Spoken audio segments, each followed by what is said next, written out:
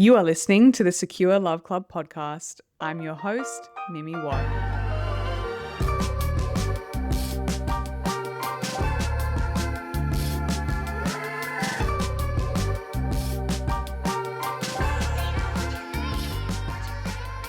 Hey friends, welcome back to the club. Today's episode is such a special one because I'm joined by a woman whose story and mission are truly incredible. My guest today is Teagan Woodgate, the founder of Reform Body Coaching, a women's only online coaching company that helps women rebuild their health, confidence, and strength both physically and emotionally.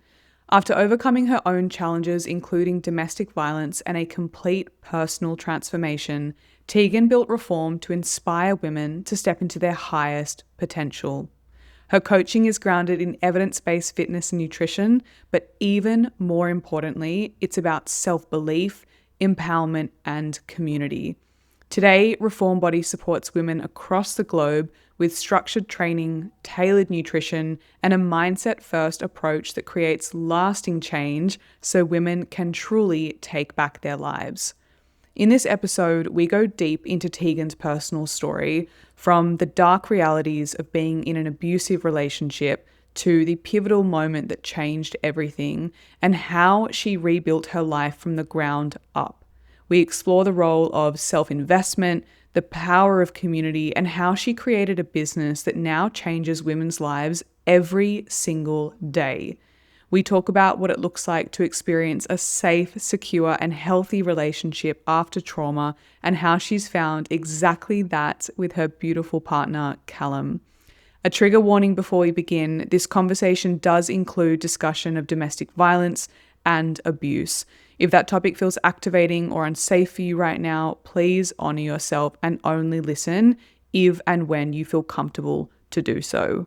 This episode is so important and so valuable, and I know it's going to impact many of you listening. And Teagan really is, I know Teagan personally, and she is as beautiful on the inside as she is on the outside, and she really is a woman who has absolutely turned her life around. So please enjoy this episode, soak in the value and the beautiful energy and spirit that is Teagan, and I will see you on the other side.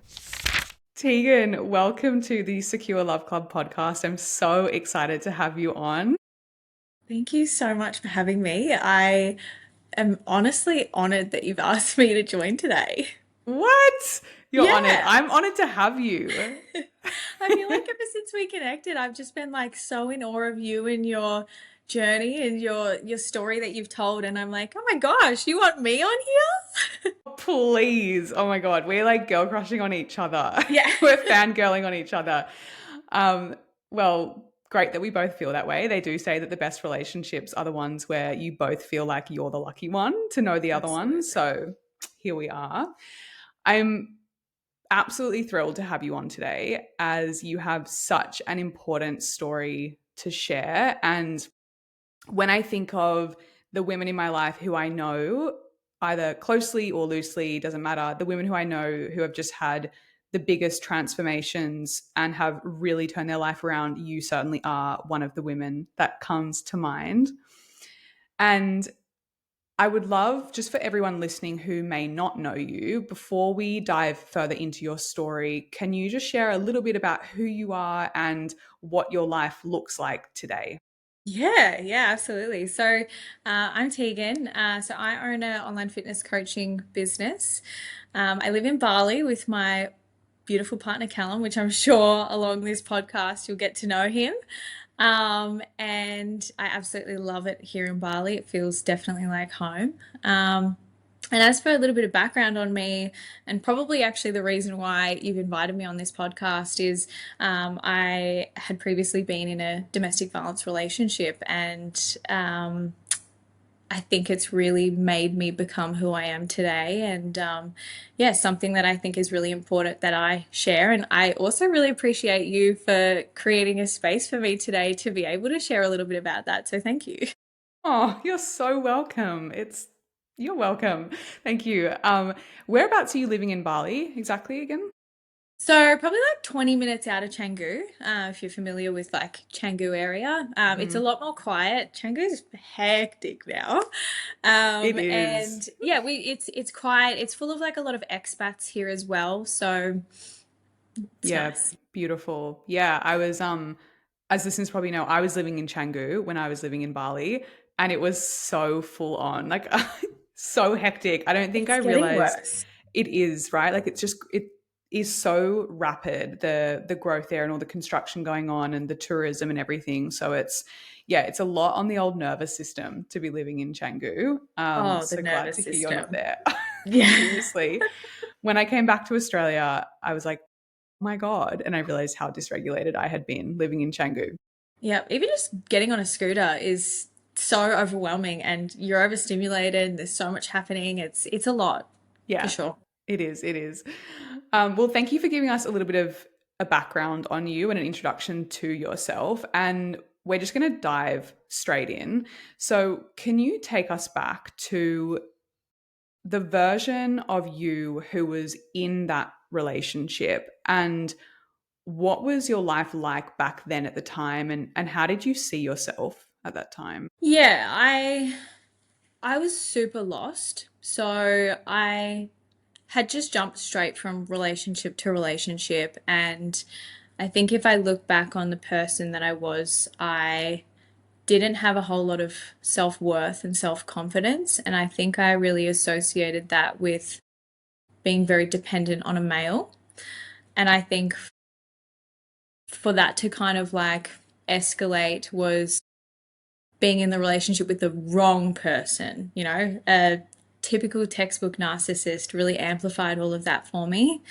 Um, that is honestly just exactly where I was. It was just a really big lack of self worth. Mm.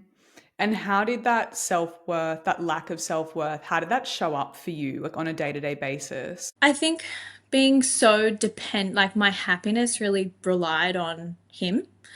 And because of how tumultuous that relationship was, and I just never knew what type of person was going to walk in the door, it just really amplified this like fear of, is this person going to leave me? Which then kind of really reaffirmed how much I needed to push in to that relationship. And how much of my happiness wasn't dependent on me at all. So just feeling like really, it sounds like feeling out of control. Like you weren't Yeah. in control of your happiness in that relationship, and it Yeah, for was sure. totally dependent on his mood and how he showed up each day. Yeah. Yeah, absolutely. I can't I imagine uh how hard that would have been. I think I just at the time really didn't know any better because I hadn't done a lot of the internal work that obviously I have now. And I think that's honestly why I stayed for such a long time as well. It's just because I wasn't even aware of the severity of how I was actually feeling about myself, if that makes sense. No, it makes total sense. And I think that's really common for a lot of us who have been in unhealthy relationships or in a strong pattern of that, is in those early stages, yeah, you're not aware that it's potentially bad or you're not in the right relationship. And so looking back now with that hindsight, what would you say were some of the early signs that you weren't in the right relationship, and even before the abuse escalated? Yeah, good question. I think it was like he was a reflection of who I was at the time. And I didn't like the person that I was becoming and the things that I was doing. So, I've always been like some like a nice person as such, but I think being in that relationship and being consumed by that behavior, I just became this version of myself that like I couldn't even recognize, and like the people around me couldn't even recognize either. And I think showing up in that way was even like going down the route of like I started doing a lot of drugs and just like sort of masking the pain that I guess I was feeling in that relationship through that. So I would say those are like the early signs. I was like, um, honestly, hiding a lot of things from my friends and family too. Those were like the telling signs of like, yeah, if I was in a healthy and happy relationship, I wouldn't have to like cover for him or make excuses for him. And I found myself doing that so often in the early days. And then obviously it just kind of completely escalated from there. But I would say that is was a Mm. huge one. Yeah, such a common telltale sign. I remember doing exactly the same thing. Even though I wasn't in a relationship with domestic violence, I did date someone who was definitely a narcissist and other like toxic people. And that was always a sign for me too, was like hiding from friends and family and kind of having that voice deep down that was like, you know that this is bad and this person isn't right for you, but you don't want to acknowledge it or you're not ready to acknowledge it. So you just 100%. you avoid all the mirrors that are your friends Avoid, and avoid, family. avoid. Yeah, Yeah, for real. absolutely. Uh, I want to, I sort of want to go off script for a second here because I'm curious about some more of your backstory into maybe what led you into even falling into this kind of relationship in the first place. And I use that language because I think at that point, before you've done some of the healing work and before you have the self awareness, it sort of feels like you're not consciously choosing to go into that kind of relationship, right? Like it's quite subconscious. So, what was your, it's kind of a broad question, but what was your childhood like and Yeah. your relationship with your parents? Because I think that's really important. Yeah, well, also just on that as well, like one of the things that my therapist has always said to me as well is like abuse doesn't start off as abuse, right? It's accumulated. You don't just fall into a relationship and go, oh, this person's abusive, I'll go here. It's this gradual thing that kind of creeps up on you. And then, all of a sudden you're like, whoa, how did I get here? But with regards to like the second part of that question, so absolutely. I actually have a lot of childhood abandonment issues with my father. I actually don't have a relationship with him anymore.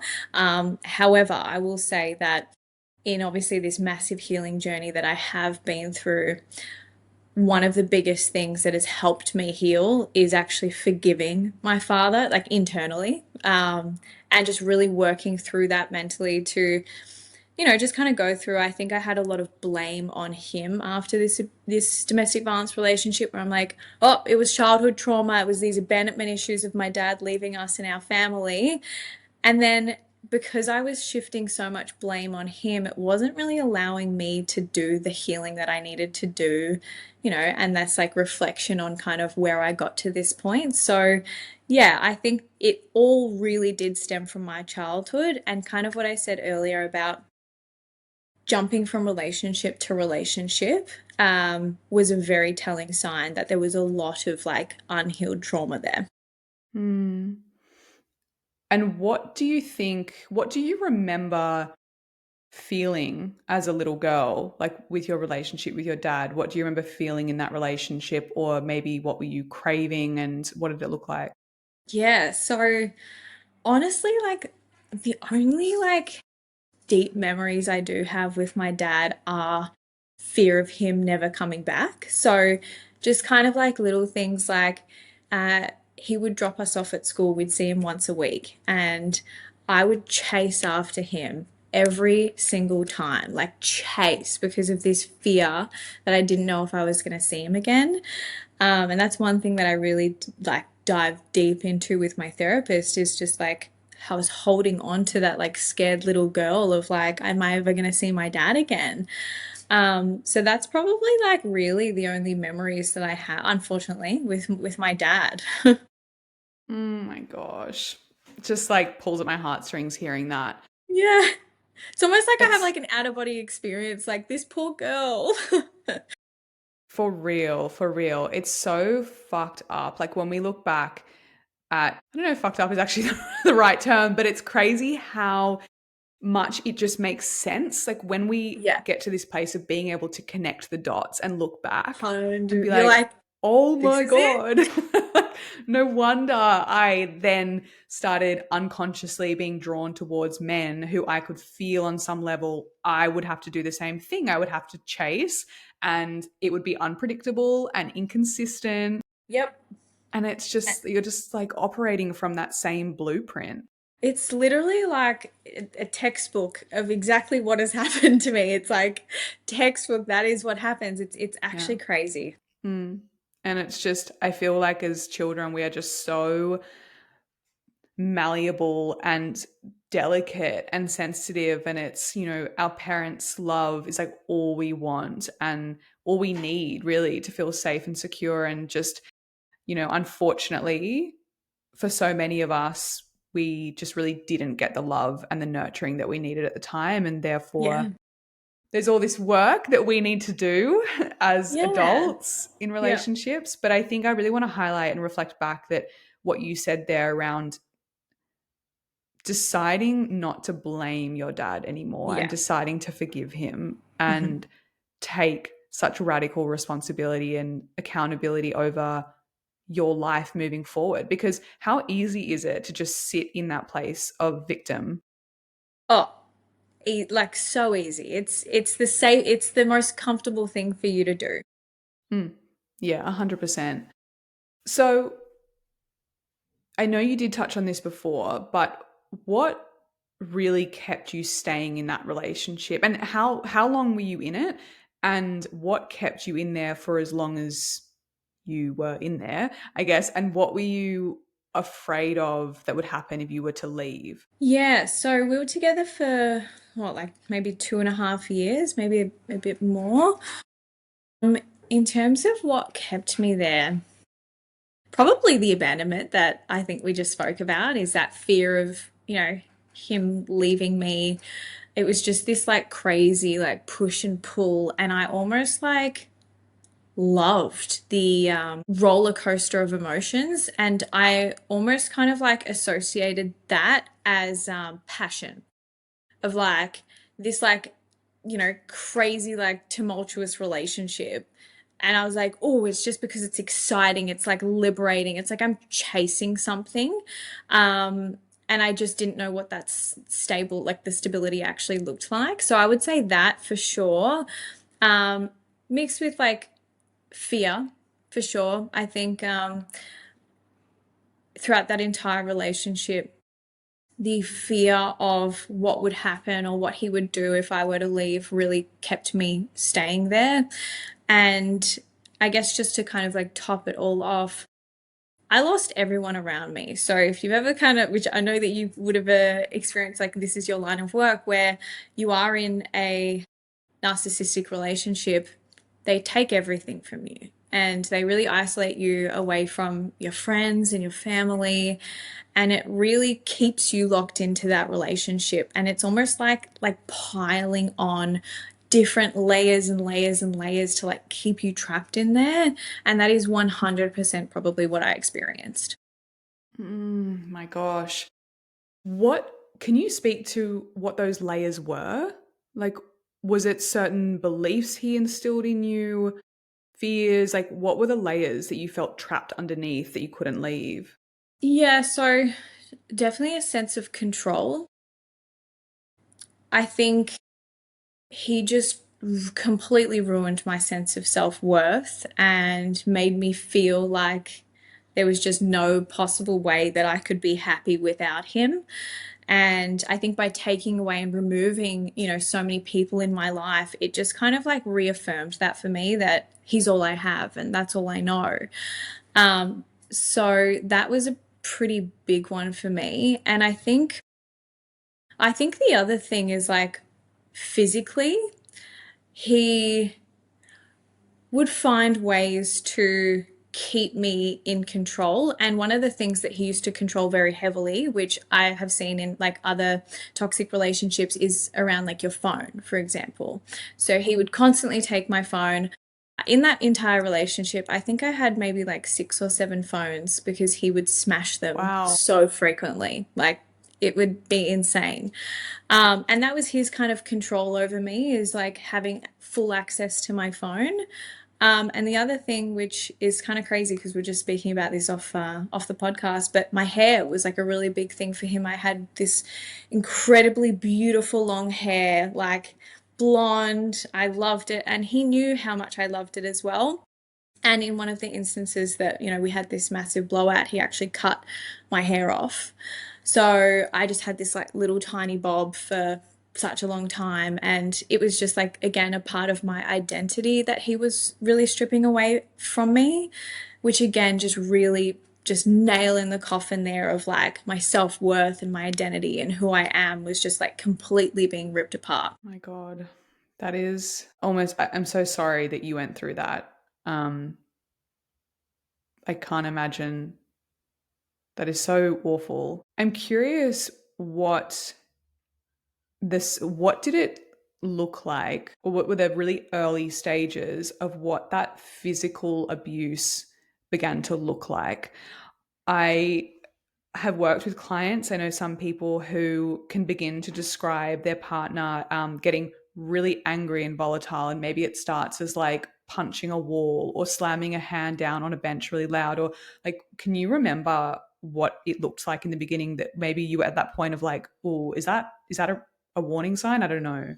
Yeah, yeah. So 100% exactly kind of what you said previously. It was the emotional abuse initially, uh, for like screaming at me during fights, calling names as well. That was like a big thing throughout our entire relationship, like calling me a slut or just like, just, crazy things. And then that's kind of when it started to get a little bit more physical. Yes, like he would kick a bin over or he would smash something.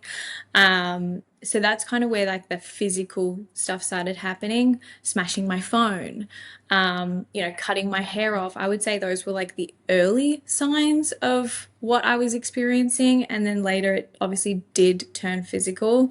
So I was actually hospitalized a lot of times towards the end of our relationship, which was just kind of like the tail end. I honestly just like, I'm so grateful that I got out at that point because who knows what would have happened if I had have stayed Yeah. for any longer. I'm so glad you did make it out of that relationship. Can you share some insight into what were the thoughts that you had that probably acted as like a way to justify staying in the relationship? I mean, you're an intelligent woman, so it's like to have those kinds of experiences, but then stay. Obviously, there's the fear, but were there thoughts that minimized it?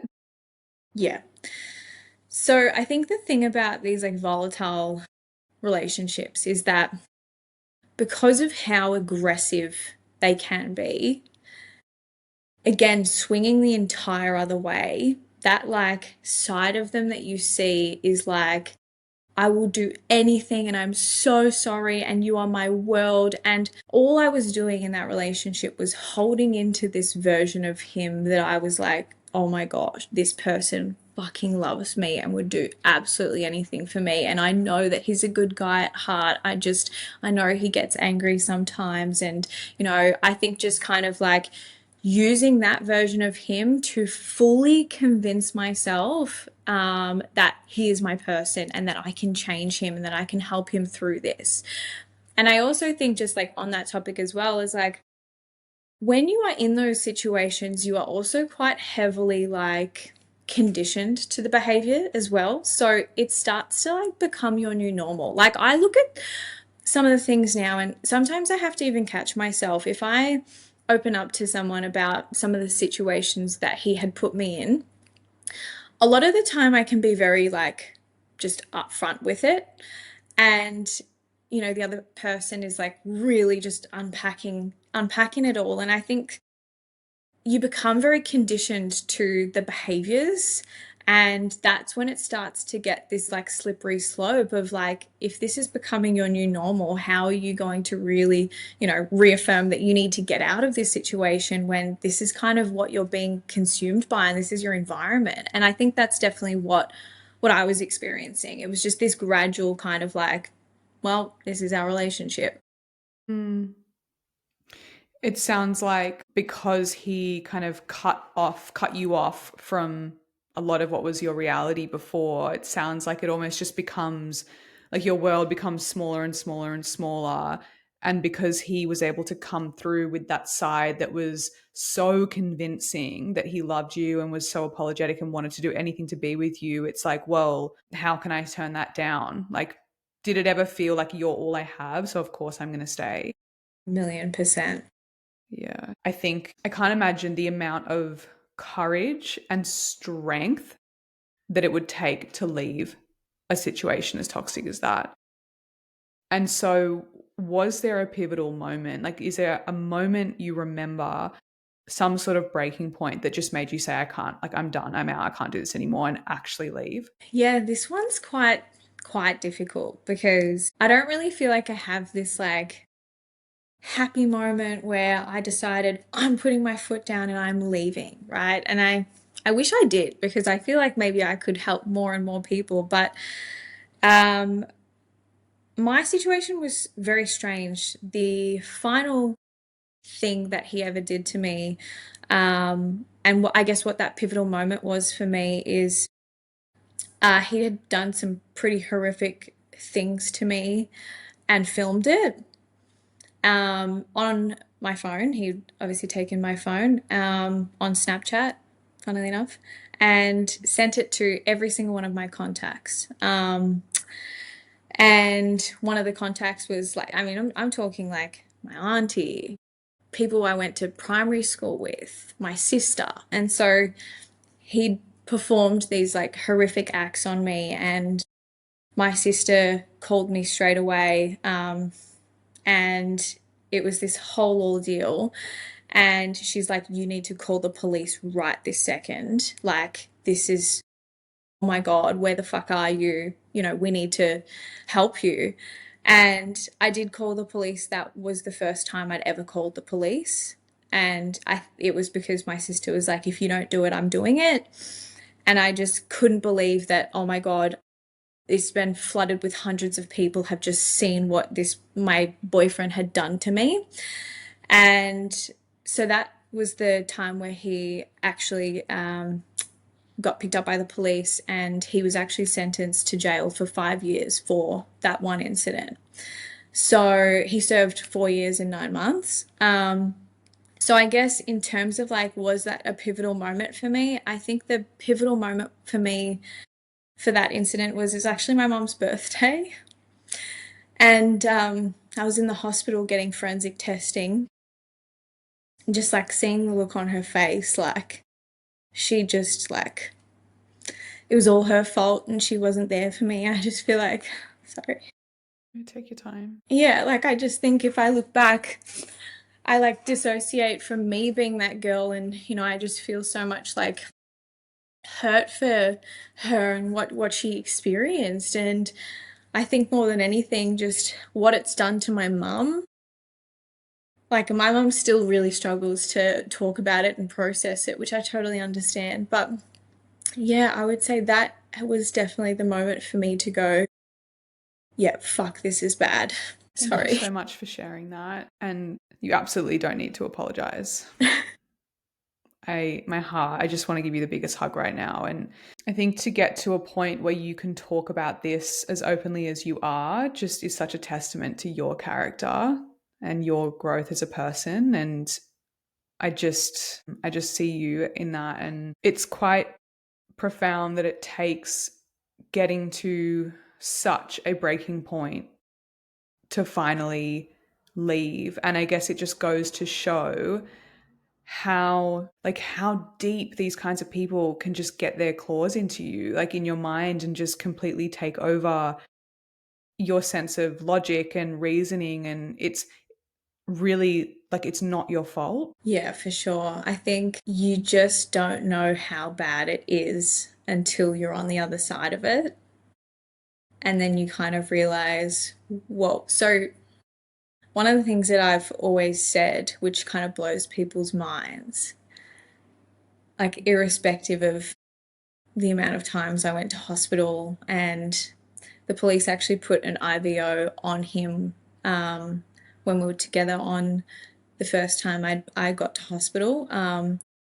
Even through all of that, and probably even like 6 months after he went to jail, if someone had asked me if I was in an abusive relationship, I would have been like, what? Like, what are you talking about? Like, it was like such a strange, like, feeling to experience like everything that happened post relationship and to process like whoa, like this is actually abuse. And like, this is how he manipulated me. And just really unpacking, like what you said, like how deep it actually went with him.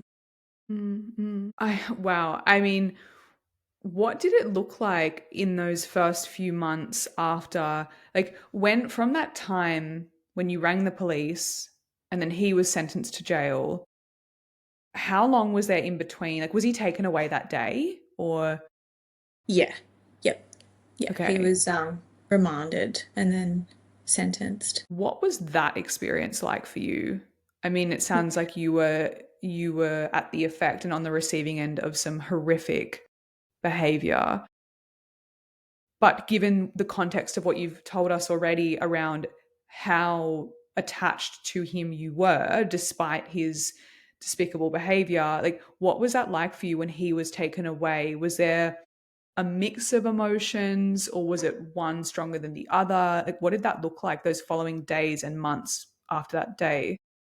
Oh, insane. So it was such a wild experience because even like leading into that, so um, it would always be like I would make excuses for him. So, for example, like one of the hospital visits, I actually spoke about this a little bit on my Instagram story the other day. It was like the anniversary of me having gone to hospital, not anniversary, on this day, I'd gone to hospital because I'd thrown myself out of the car purely for safety reasons. And so I ended up in hospital. They thought that I had brain damage. And that's when the police came in and investigated and put the IVO on. And the entire time he was like, just tell them you fell off you were sitting on a wall and then you fell off, you fell behind. And I did. I lied to the police and they knew that I was just, being manipulated. And that happened more than once, every single time. And so when he left to go to prison that last time, and I was left to process all this on my own without him being in my ear, it was like the scariest feeling of like, what the fuck do I do? What do I say? Because I had to go to court and actually, say my story. And so having to actually tell the truth and tell the truth to myself, not just to everyone else, like be honest with myself and go, holy fuck, like what have I got myself into here? And why have I just left this entire thing, just let this entire thing blow up to what it is? Not only did I have to process what had happened, I also had to then go to court and share what happened and have this insane fear that he would come out and try and, hurt me again for speaking my truth. And it was this battle between what the fuck do I do? Who do I talk to? I have no one to talk to about this. Obviously my mum and my family just want the best for me and they're like, stand up for yourself. Like you have to, like he deserves to rot in prison, which yeah, he definitely did. But it was this like crazy feeling of not knowing what to do because I'd never done that before. Does that make sense? Yeah, of course. And I can only imagine how terrified you must have been in that situation because, as you said, like having to admit something like that to yourself would have been so confronting. And I mean, I think for everyone, no matter what situation it is, like admitting these hard truths to ourselves is so uncomfortable because we then have to grapple with like our identity, our sense of self, like our self-worth. There's all these things that are so intertwined. And so, and then as you said, like to have the fear of what would happen or what could happen if he was to find out that you had shared all of this when he got out. I mean, it feels like almost an impossible situation. What was it? So after you shared your story in court, and it sounds like the gravitas of this whole situation really landed for you. What kind of support did you get from that point moving forward? Like, what were the support systems that you reached for, or that you wish you had, but maybe didn't have at the time? Yeah.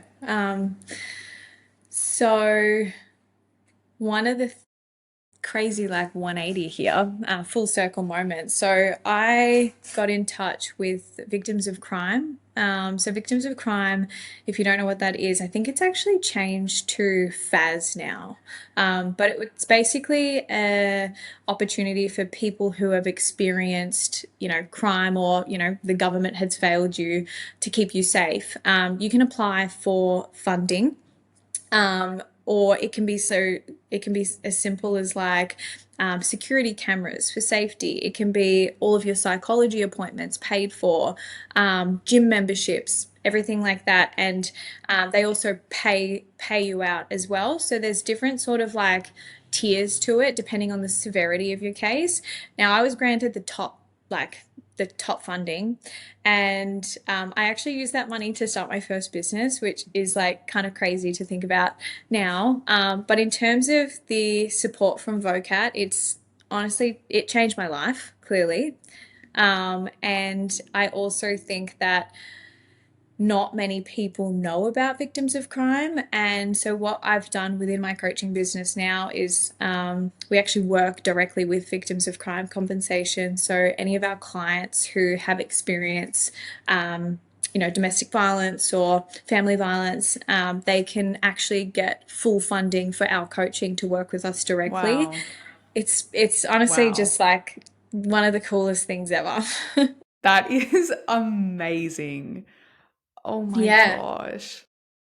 What it's a full yeah. circle moment. And now being able to give back and help those women in similar situations. That is so inspiring and amazing. So you got the money and you said you use that to start your first business. Is that first business different to the one you have now? Yeah, yeah. So I had a body contouring clinic before this business. I, didn't really have too much passion with it, but it was just like this stepping stone for me to rebuilding my life. And I think I'd always been like passionate about getting into something and making something of myself. And I think I really channeled that into the business. So body contouring, you said? So Yeah. what does that mean? What is So that? it's basically like a machine that does like skin tightening, and the body contouring part is like breaking down like, the fat cells in your body, so it kind of flushes out of your lymphatic drainage system. And yeah, I just wanted to get into it and test it out, and it taught me a lot of lessons. But yeah. Okay, there you go.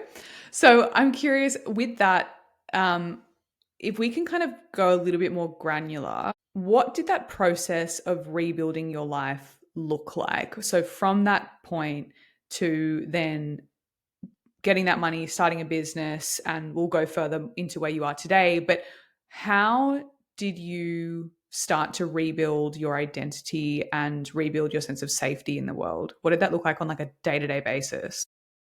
So, I mean, why I have the business I have today is, so gym was a huge one for me. Mm. Soon as I like started finding my feet again, I really used going to the gym as a sense of just grounding myself, a massive outlet for me, and a lot of self-development work. So I really wanted to explore, especially obviously going to therapy as soon as like that had all happened. Like self development for me was like a non negotiable. I needed to sort this out and to not let this happen to me ever again. So I would say those are like definitely the main ones. But I think for me, and hence why I'm obviously in the field that I am in now, it's like when I didn't know how to work on myself internally because there was too much that I could like process all at once. I think by focusing on respecting my physique and like my body, it really kind of put things in motion for me to like start showing up and building self trust and building that respect for myself. Which then I really leaned into, okay, I can open the like, I don't want to open the floodgates, but I really want to open up some, layers here of maybe some internal work. But I think initially that just, I really wasn't open to that because it was just so much. Mm, And that's why obviously, I found working on my physique and building up, my confidence in that area, it allowed me to open other doors. mm. It sounds like that was something that was felt safe enough to approach and also that was very much within your control. 100%. And that control is the one thing that I didn't have previously, and it was like the only thing that I could hold as mine. Mm. It's so powerful and so just not to be underestimated. The power of focusing. I think I heard someone once describe this as when you are at absolute rock bottom in your life and you feel like nothing is going your way and you're really really low. He said to focus on getting I can't remember who it was, but getting back your life force energy. And your life force energy comes from taking care of your physical health and your physical body and like having a routine in that sense and waking up at a reasonable hour and getting sunlight in your eyes and going to the gym and eating a bit healthier and rebuilding your strength and your energy in your body is like that foundation that kind of has to be there to give you the strength and power to then go about tackling those things that are much harder, like your internal world and mental health.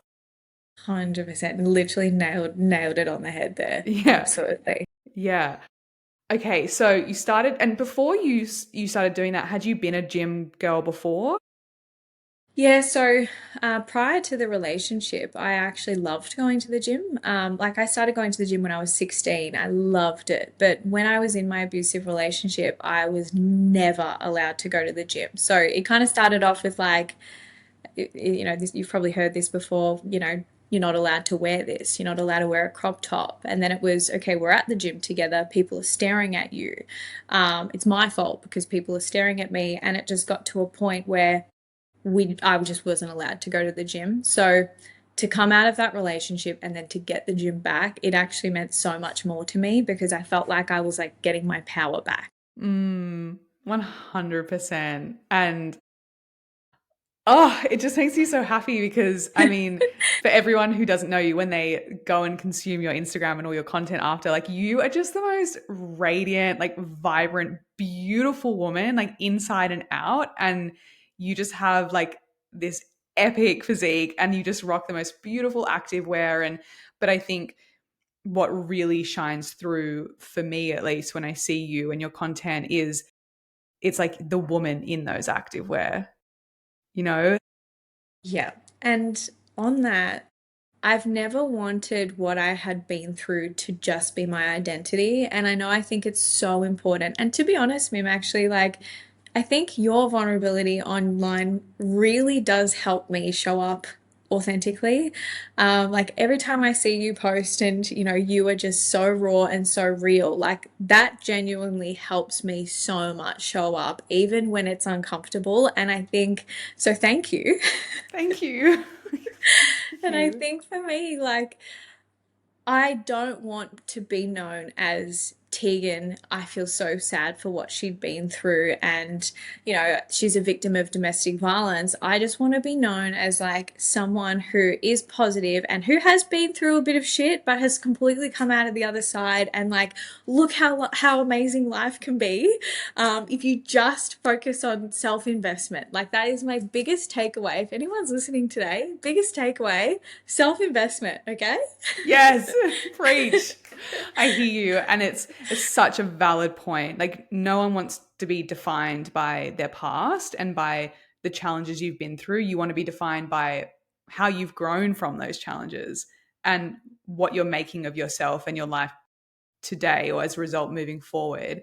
And you've definitely done that. Like it's so obvious to me. And what you have built with your business, I mean, I want to go into that in a moment, but what was the shift or what were you doing that started to change the way you felt about yourself and saw yourself? Like, was it going to therapy or was it a combination of things? And can you take us into a bit of that internal dialogue of like when it started to shift, if that makes sense? Yeah, no, that makes sense. Like something that kind of comes to mind now is actually like my best friend, my now best friend, James, his belief in me. I think that was like the starting point, and he's now my business partner, which is actually crazy because I met him through this abusive relationship. So he is like genuinely my silver lining. I feel like a lot of my growth I actually owe directly to him, and I just having someone to support me when I know that I wasn't the easiest because I had so much work to do on myself, and just continually to show up for me, I think really reaffirmed that I was doing the right things. But in Mm. terms of like building that self trust, it started with the gym and building up my confidence there. And then just honestly pouring into something that I loved and just really understanding what genuinely brings me joy and happiness. And that's when I started to realize, whoa, I cannot stop talking about business and like building a Mm. business and having a community. And I still sometimes like, just freak out at like, whoa, I have a community? Like, what? Like, all these people want to join my business and like, want to be a part of what I've built. Like, I think sometimes I still kind of catch myself there of like, what? How did this happen? But I think it's just the moment really there was people that were like, hey, I want to follow in those footsteps and, be a bit like of a leader, I guess. So cool, so cool. And so what was it, what led you into starting so today you obviously now run an incredible business and you help women all over the world to reshape their relationship with their bodies, with food, and I guess with themselves. Um, First of all, I want to hear more about that. Like in your words, what you really do for women, and how did that business start to take off? So, I actually started working for my best friend's coaching business, and I loved it so much. I love working one on one with women and seeing their own physiques transform and their confidence.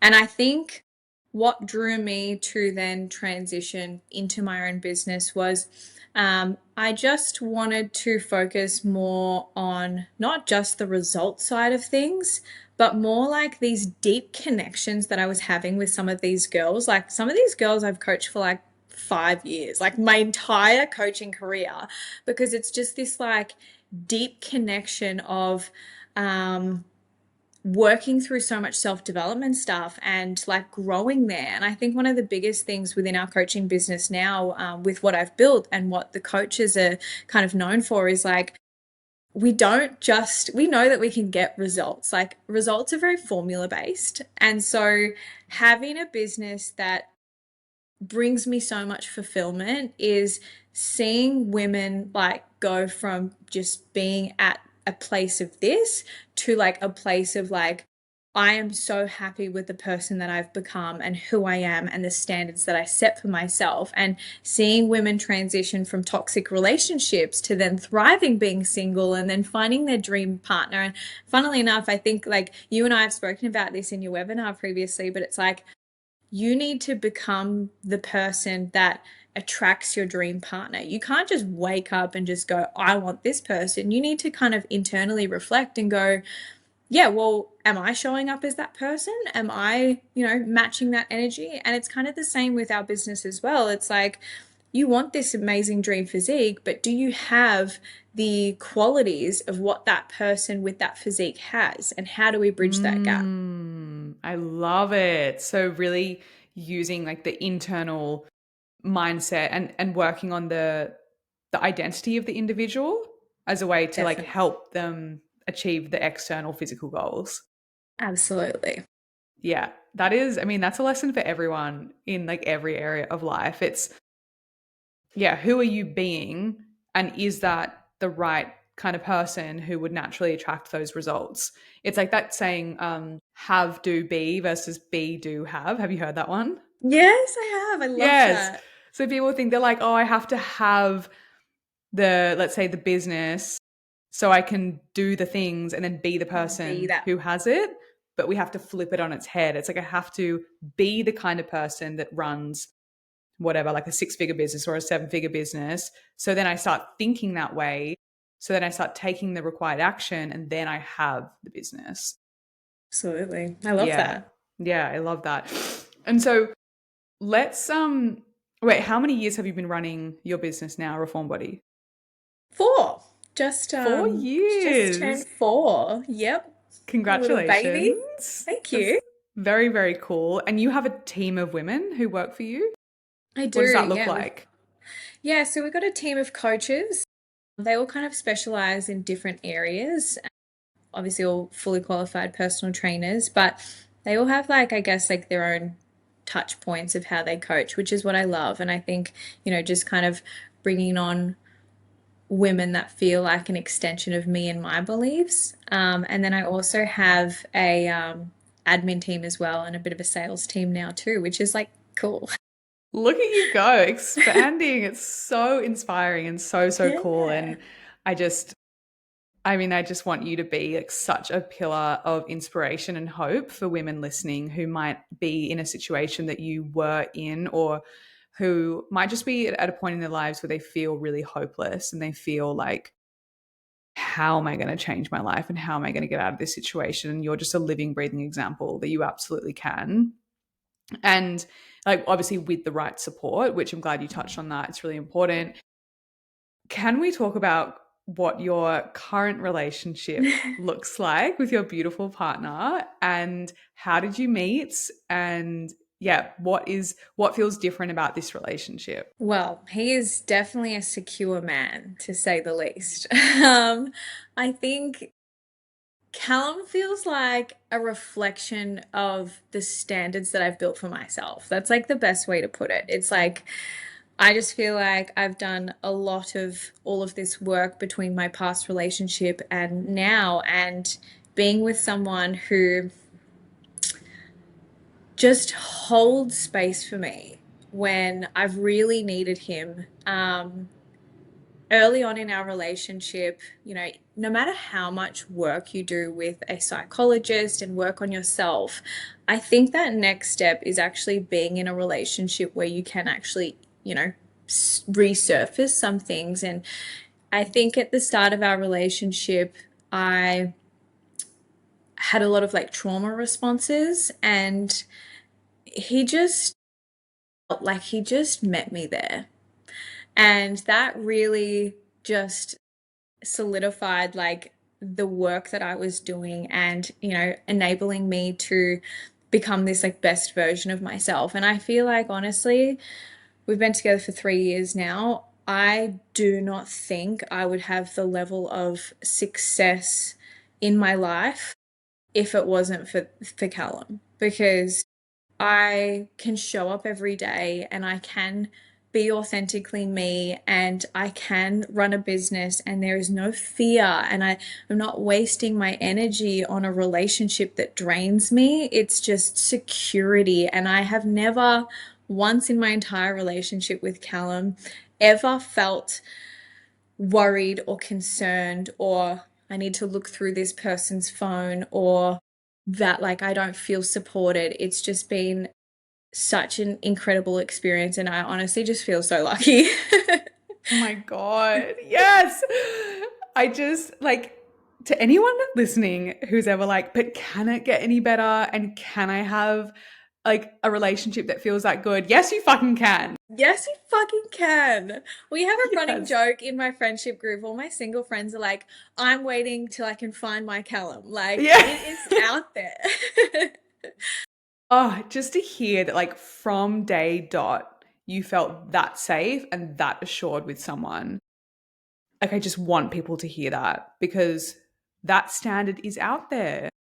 And you know what? Like, something that I think doesn't get talked about enough is so someone like Callum, if you really kind of analyze that, it initially felt, and he knows that I feel like this too, it felt boring at the start, right? Mm, I was actually mm, really confused to actually go, hey, do I want to like pursue this further? Because I was so used to a volatile relationship and really having to sit with that and go like, whoa, this feels different. mm, And realize, oh, actually, this is what a healthy relationship should feel like. You should feel secure and I think I had associated that with like, is this boring? But yeah, it's kind of crazy coming out the other side and now looking at that and going, whoa. I'm really glad you touched on that because that is such a common experience. And I also went through it myself when I moved into my first healthy relationship.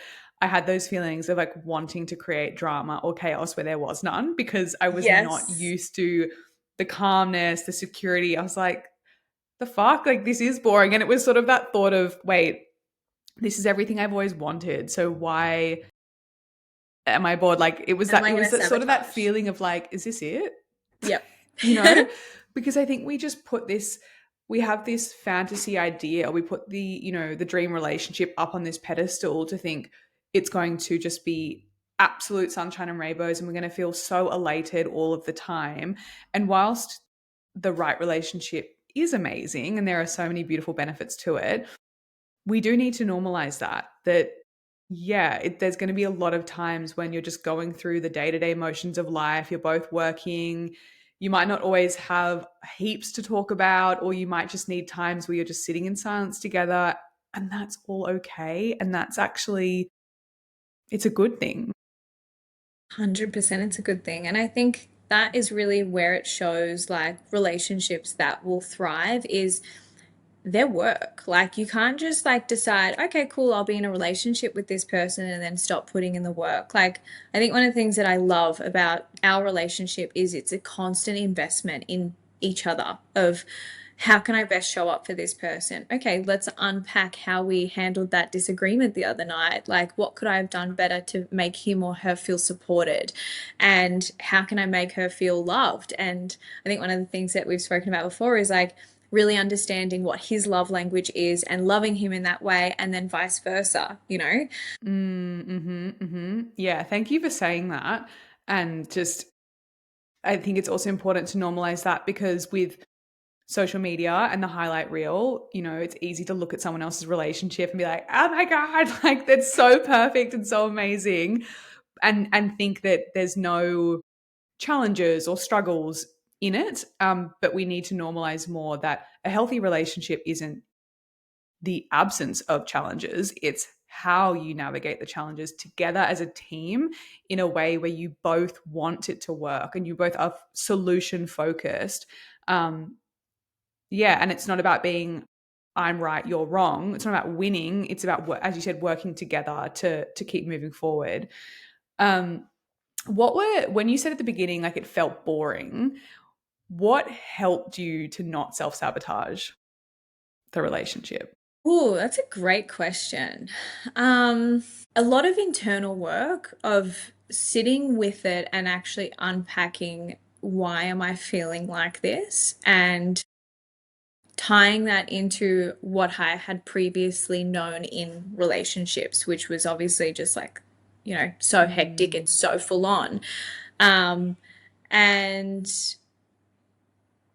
just giving it a chance because I saw the value and, how much like stability it brought me. I think that definitely helped. I think honestly, just giving it a chance, yeah, really. I think I could have just like thrown in the towel there and gone, oh, like, you know, I don't know if this is going to be anything, but I'm just really glad that this was the first time in my life where I really actually kind of like trusted my intuition and got me here.